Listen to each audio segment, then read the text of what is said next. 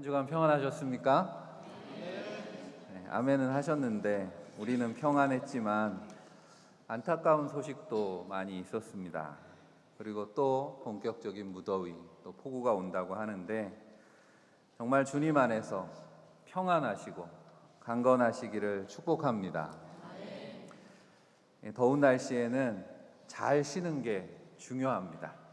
그래서 학교들도 방학을 하고 휴가를 준비하는 분들도 계실 텐데 여러분들 다 가지고 다니는 핸드폰은 전기를 꽂아야 충전이 됩니다. 전원에 연결해야 충전이 되지만 사람은 일상에서 벗어나야지 충전이 됩니다. 회복이 됩니다. 어느 기사에 보니까 요즘 사람들 표현대로 멍하게 있는 게 뇌 건강에 좋대요. 지금도 몇 분 멍하게 계신 분이 있는데 멍하게 있는 거를 의학적인 용어로는 디폴트 모드라고 부릅니다. 컴퓨터 전원을 껐다가 켜는 것 같은 그런 효과 비슷하다는 거죠. 왜 오랫동안 이렇게 컴퓨터를 사용하다 보면 가끔 이게 잘 안 돌아가는 것 같을 때가 있습니다. 그러면 껐다가 켜는 거예요. 껐다가 켜면 디폴트, 초기화가 되는 거죠. 그래서 필요 없는 데이터들은 싹 정리가 되고 다시 정상으로 돌아가는 것을 우리가 보게 됩니다. 하나님께서 성경에 보면 피조물들을 위해서 안식을 창조하셨다 그렇게 말씀합니다. 이게 무슨 말일까요? 우리가 쉰다고 하는데 그저 우리가 쉬고 싶다고 쉬게 되는 게 아니라는 거죠. 하나님께서 허락하셔야 우리가 편히 쉴 수 있게 되는 줄 믿습니다. 그래서 예수님은 수고하고 무거운 짐진 자들아 다 내게로 오라 내가 너희를 쉬게 하리라 그렇게 불러주셨습니다. 오늘도 그 부르심에 따라서 예배하는 살아가는 모든 성도들 가운데 주님 안에서 누리는 쉼과 회복을 통해서 몸과 마음이 새로워지는 시간 되시기를 다시 한번 주의 이름으로 축원합니다. 우리가 영적으로 신앙이 회복되는 것은 방향을 바로잡는 것이라고 성경은 말씀합니다. 회개라고 하는 것의 의미가 그거죠. 잘못된 방향을 주님께로 돌이키는 것입니다. 그러려면 방황하는 세상에서 우리가 정신을 바짝 차려야 됩니다. 왜냐하면 무한 경쟁에 휩쓸려 살아가는 현대인들의 특징에 대해서 이야기할 때 레밍 효과, 레밍 신드롬이라고 말하는 것을 들어보셨는지 모르겠습니다. 레밍이라고 하는 건 스칸디나비아 반도에 사는 나그네 쥐의 이름입니다. 레밍이라는 쥐가 있다는 거죠. 이 쥐가 번식력이 너무 강해서 개체수가 금방 늘어납니다. 여름철 모기 늘어나듯이 가만히 두면 개체수가 무한정 늘어난다는 거예요. 한 곳에 너무 많은 개체수가 모이게 되면 다른 서식지를 찾아서 이동을 시작하는데 한 마리가 우두머리가 뛰기 시작하면 나머지가 다 따라서 우르르 달려갑니다. 그러다가 벼랑을 만나서 떨어져서 죽기도 하고 호수나 바닷물에 빠져서 몰살을 하기도 한다는 거예요. 그러니까 어디로 가는지도 모르고 너도 뛰니 나도 뛰는 겁니다. 현대인의 삶이 방향을 모른 채 그저 경쟁에 이끌려서 다 같이 멸망의 길로 가는 그런 모습과 같다는 거죠. 그러다가 왜 사냐고 물으면 웃는다는 거죠. 왜 사냐면 웃지요. 이게 김상용 시인의 나무로 창을 내겠소라는 시의 마지막 식구인데 원래 그 시는 관조적인 세상을 달관한 사람의 그런 웃음을 이야기하는 거지만 어떻습니까? 현대인들에게 왜 웃냐고 이야기하면 그저 갈 곳을 몰라 방황하는 그런 자조 섞인 웃음밖에는 웃을 수 없지 않냐라고 하는 겁니다. 그러니까 우리 신앙의 목표가 분명하시기를 바랍니다. 이렇게 무더운 여름날에 어떤 사람이 공사 현장을 가다가 땀 흘리고 일하는 인부에게 물었습니다. 지금 무슨 일을 하십니까? 그랬더니 귀찮다는 듯이 대답을 하는 거죠. 보면 모릅니까? 건물 짓고 있지 않습니까? 그 옆에 있는 분한테 또 물었어요. 뭐 하고 계십니까? 그러니까 지금 힘들어 죽겠는데 방해하지 말라는 투로 먹고 살려고 일하는 거 아닙니까? 돈 벌고 있는 거 안 보입니까? 그렇게 대꾸하더라는 거죠. 그런데 또 저 멀찌감치해서 묵묵하게 돌을 나르고 있는 인부에게 물었습니다. 그러자 그분은 진지하게 이렇게 대답을 합니다. 저는 지금 하나님의 집을 짓고 있습니다. 뭐 하는 곳이에요? 교회 성전을 건축하고 있는 현장이었던 겁니다. 누구는 돈 벌고 있고 누구는 건물을 짓고 있지만 어떤 이들은 하나님의 집을 짓습니다. 그렇게 일을 하고 있다는 것. 오늘 예배하는 저와 여러분에게 누군가 질문을 한다면 여러분은 뭐라고 답하시겠습니까? 지금 더워 죽겠는데 여기서 모여서 뭐 하는 겁니까? 이렇게 물어본다면 뭐라고 대답하시겠냐라고 하는 거죠. 저를 바라보지 마시고 옆에 있는 분한테 한번 물어보세요. 근데 그렇게 웃는 표정으로 물어보시면 안 되고 세상 사람들이 묻는다고 생각하고 세상이 교회에게 어떤 태도로 질문을 합니까? 때로는 이해가 안 된다. 아니면 무시하거나 도전하는 말투로 질문을 합니다. 쉽게 말하면 아주 기분 나쁘게, 죄송합니다. 옆에 있는 분들에게 아주 기분 나쁜 표정으로 한번 질문하는 거예요. 지금 여기서 뭐 하는 겁니까? 물어보시기 바랍니다. 또 기분 나쁜 표정 지라고 하니까 못 하시죠? 찬양대가 그래도 질문을 많이 하시네요. 뭐라고 대답하셨어요? 질문만 하지 말고 대답을 해야 되잖아요. 저는 우리 교회가 그런 질문에 이렇게 대답했으면 좋겠습니다. 다 같이 한번 따라해 봅니다. 주님의 교회를 세우고 있습니다. 아멘. 주님의 교회를 세우는 거죠. 기생충이라는 유명한 영화가 있었습니다. 그 기생충에 아주 명대사가 있습니다. 너는 계획이 다 있구나 라는 거죠. 영화를 안 보신 분들은 뭔 말인가 하실 텐데 하나님은 처음부터 우리에게 다 계획을 가지고 계셨습니다. 바로 구원의 계획이죠. 그 위대한 구원의 계획 속에 예수 그리스도가 이 땅에 오셨고 주님의 십자가 죽으심과 부활하심으로 우리가 구원을 얻게 된 줄 믿습니다. 그러면 해피엔딩이잖아요. 이야기가 여기서 끝나도 됩니다. 그런데 주인공의 성공적인 미션 완수로 끝난 줄 알았던 그 영화가 속편이 나온다는 소식에 가슴이 뛴 적이 있으십니까? 저는 영화를 좋아해서 잘 만든 영화가 속편이 나온다 그러면 기대가 되죠. 개봉박두. 다음 편에는 어떤 이야기가 계속될까? 어떤 작품을 보면 그 작품이 개봉되기도 전에 이미 속편까지 계획하고 있다는 경우를 보게 됩니다. 위대한 창조자이신 하나님은 이미 예수 그리스도 공생애 때 구원의 이야기의 속편을 예고하셨습니다. 바로 마태복음 16장 18절과 19절에 나오는 말씀이죠. 또 내가 내게 이르노니 너는 베드로라. 내가 이 반석 위에 내 교회를 세우리니 음부의 권세가 이기지 못하리라. 내가 천국 열쇠를 내게 주리니 내가 땅에서 무엇이든지 매면 하늘에서도 매일 것이요 내가 땅에서 무엇이든지 풀면 하늘에서도 풀리리라 하시고. 무슨 말씀입니까? 복음서에 처음 교회라고 하는 표현이 나올 때 바로 예수님께서 가이사랴 빌립보에서 제자들에게 하신 말씀 가운데 이 교회가 등장합니다. 주님은 내 교회를 세우겠다 분명히 말씀하셨습니다. 그러니까 모든 교회는 주님의 교회인 줄 믿습니다. 그리고 그 교회에 천국의 열쇠가 주어졌다 말씀합니다. 바로 주님의 교회를 통해서 하나님이 계획하신 구원의 역사를 완성해 가신다는 것을 분명히 말씀해 주고 있습니다.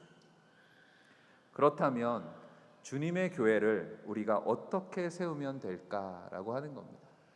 오늘 에베소서 말씀에 보면 에베소서의 중심 주제 중에 하나가 바로 이 교회입니다. 사도 바울이 이방 선교의 중심지로 삼았던 곳이 바로 이 에베소이고 소아시아 7교회의 장작교회로 요한계시록에 보면 7교회들의 맨 앞에 이 에베소 교회가 소개되고 있죠. 믿음의 공동체인 교회에 대해서 설명하면서 바울 사도는 마치 건축물을 세우는 것처럼 이렇게 말씀해서 묘사해 주고 있습니다.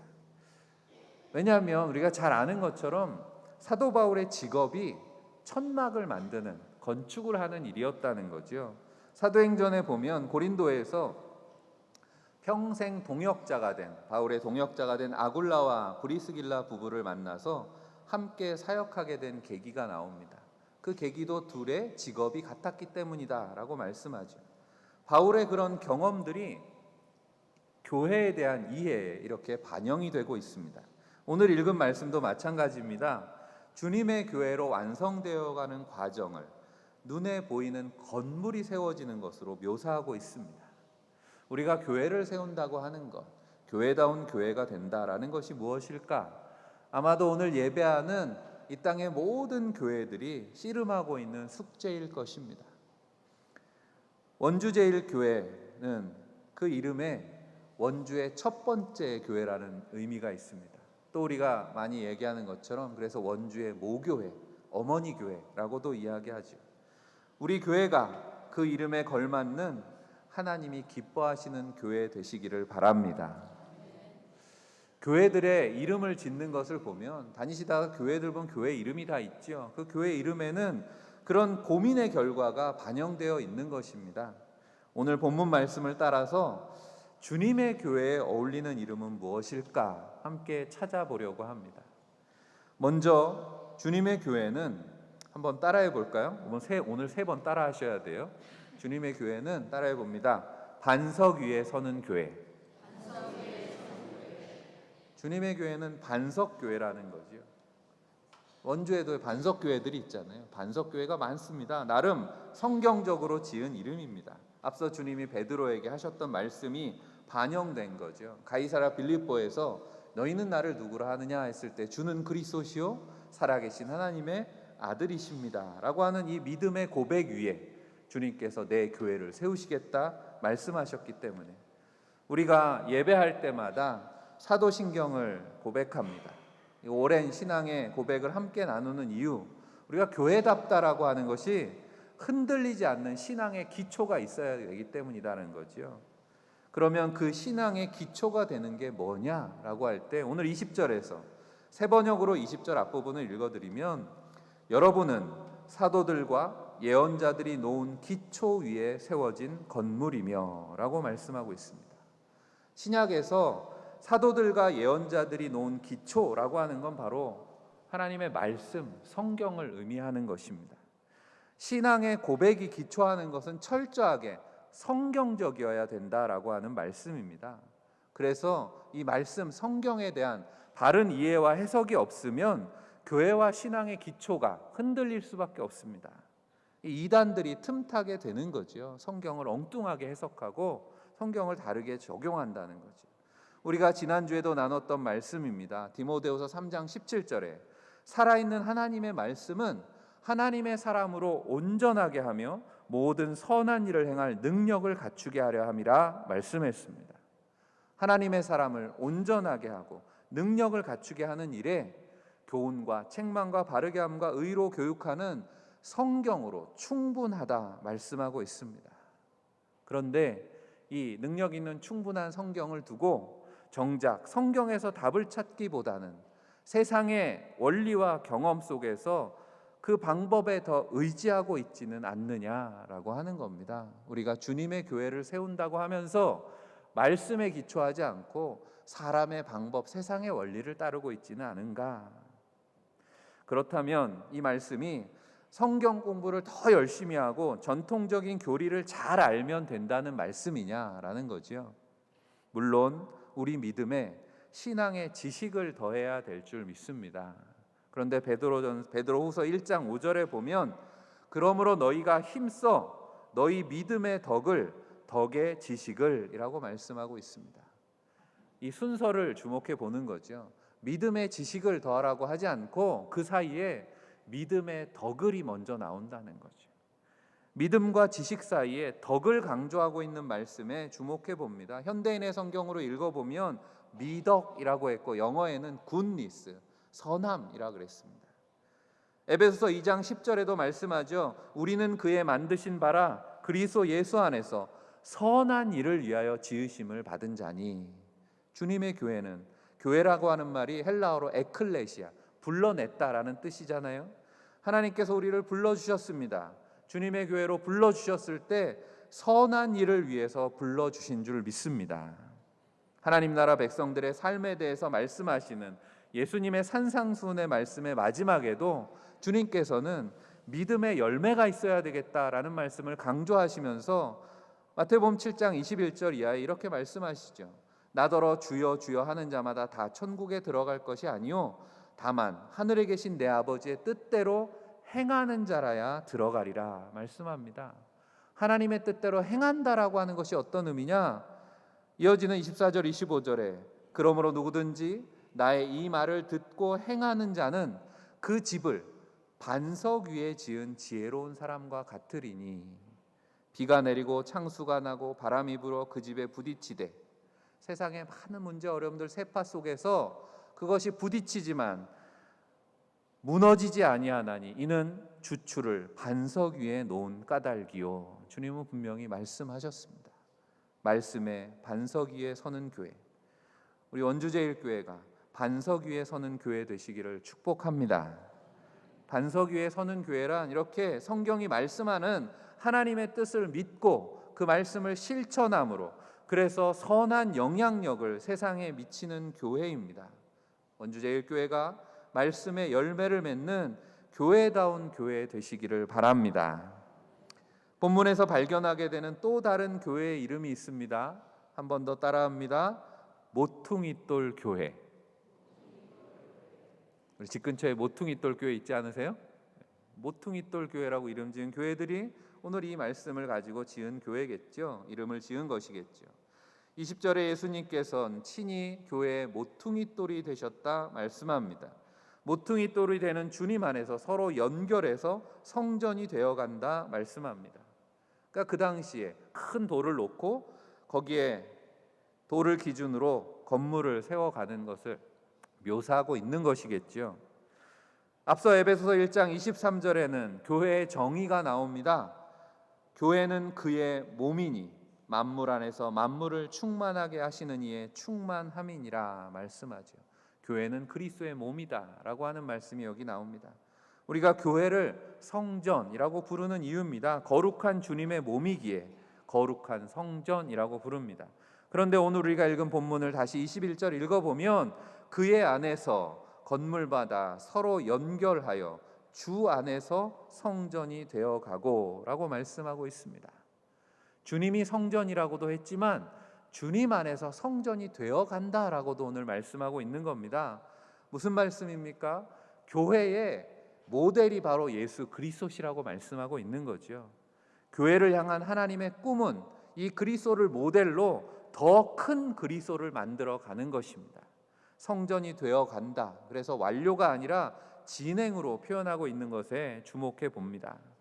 예수 그리스도가 모퉁이돌이다라는 말씀은 예수 그리스도가 그러므로 교회의 중심, 심장이라는 말씀도 되는 거죠.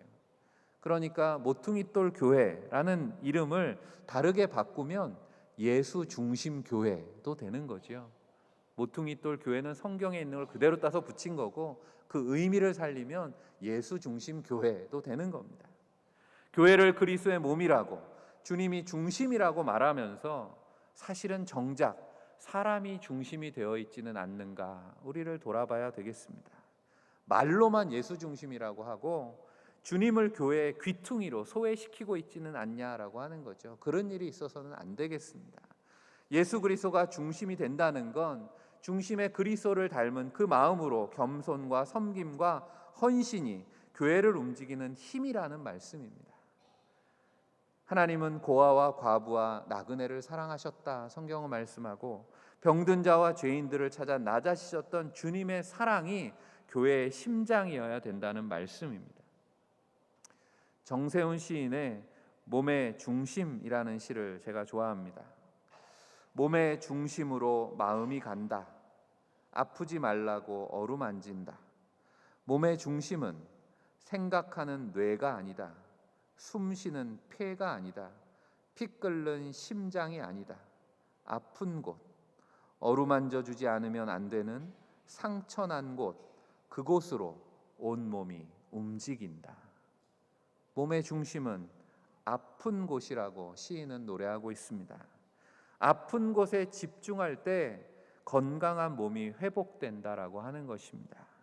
그리스도를 닮은 사랑으로 주변에 소외되고 연약한 이들, 죄로 물든 세상에 관심을 기울일 때 비로소 거룩하고 온전한 주님의 몸을 세우게 되는 줄 믿습니다.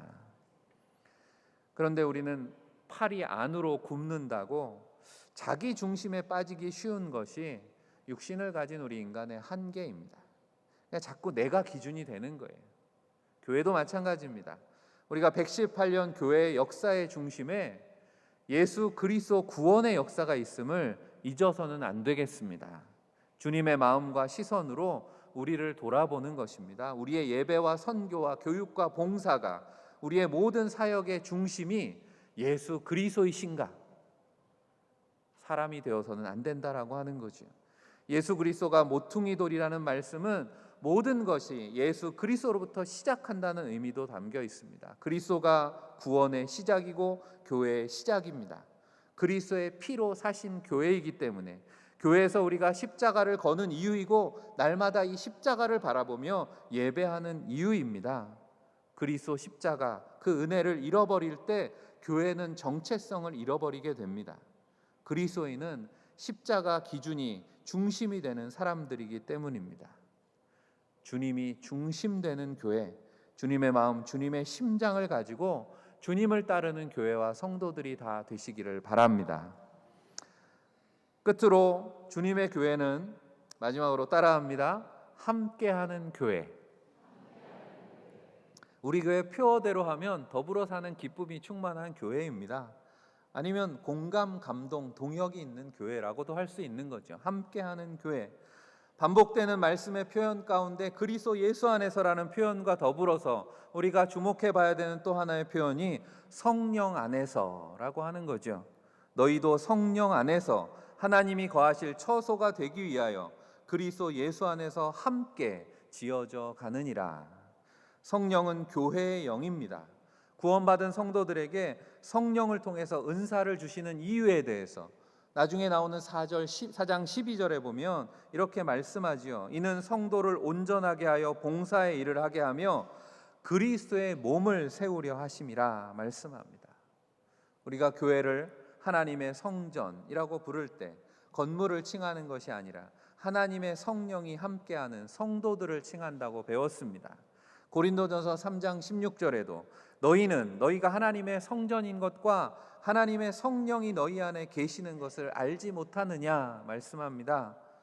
오늘 21절이 하나님도 나오고 예수 그리스도도 나오고 성령도 나오는 삼위일체적인 대표적인 말씀 가운데 하나인데, 하나님이 거하실 처소라고 성령 안에서 지어져가는 주님의 교회를 말씀하는 이유입니다.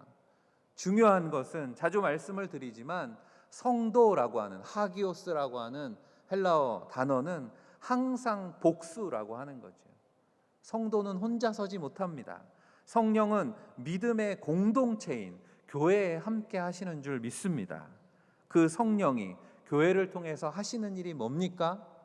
사도행전 1장 8절에 예수님께서 성령을 약속하시면서 오직 성령이 너희에게 임하시면 너희가 권능을 받고 땅끝까지 복음을 증거하게 될 것이다 말씀하셨습니다. 바로 이 성령을 통해서 교회가 능력을 얻게 된다라고 하는 것입니다. 성령의 도우심으로 사명을 감당하게 됩니다. 한마디로 교회는 성령의 능력으로 함께 일하는 공동체라고 하는 것입니다.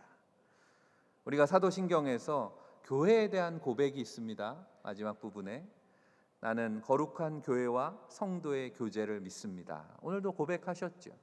근데 성도의 교제와 거룩한 공교회를 믿습니다라고 할 때 중요한 것은 그 고백의 앞에 교회에 대한 고백은 나는 성령을 믿습니다로 시작한다는 거예요. 나는 성령을 믿으며 거룩한 공교회와 성도의 교제를 믿습니다.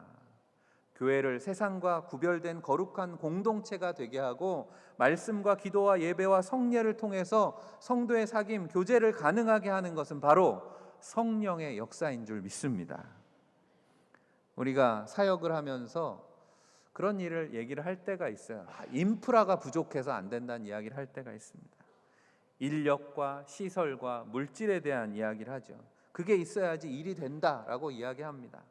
틀린 말은 아닙니다. 하지만 잊지 말아야 하는 것, 주님의 교회는 우리는 능력 주시는 자 안에서, 성령 안에서 모든 것을 하는 줄 믿습니다. 그렇다면 사람이나 물질이 앞서는 것은 교회가 아니라는 거죠. 주님의 교회는 성령으로 일하는 공동체이기 때문에 그렇습니다. 21절과 마찬가지로 22절에도 함께 지어져 간다, 완성이 아닌 진행형으로 표현하고 있습니다. 우리 교회에 비전과 계획이 있습니다. 사람이 계획을 세울 수 있습니다. 하지만 먼저 성령의 도우심과 인도하심을 의지하는 것입니다. 어떻게 하는 걸까요? 우리가 함께 기도할 때, 교회가 함께 기도할 때 하나님이 일하기 시작하십니다. 약속하신 성령을 기다리면서 교회가 함께 기도할 때 초대교회 부흥의 역사가 일어난 것을 사도행전에서 우리는 보았습니다. 사도행전 2장에 기록된 성령 충만한 초대교회의 모습을 살펴보면 온 교회가 한 몸이 됐다는 거죠. 네 것 내 것이 없습니다. 가진 것을 다 팔아서 공유하고 함께 모여서 떡을 떼고 기도하고 사역을 했습니다. 함께하는 교회는 단순히 같이 있는 게 아니고 한 몸으로 연합했다라고 성경은 말씀합니다. 살아있는 유기체 같이 됐다는 거죠. 생물처럼 됐다는 겁니다. 생명이 있는 유기체는 어떻습니까? 작은 세포가 모여서 조직이 되고 몸을 이룹니다. 서로 연결되고 연락합니다. 그 안에 나눔이 있고 사귐이 있습니다. 관심과 사랑이 그 안에 생명이 되어서 흘러갑니다. 사랑하는 원주제일교회 성도 여러분, 우리는 그런 주님의 교회입니다. 반석 위에 서는 교회, 예수 중심의 교회, 연합하여 살아있는 교회로 하나님께 영광 돌리는 믿음의 공동체가 되시기를 주의 이름으로 간절히 축원합니다. 기도하겠습니다.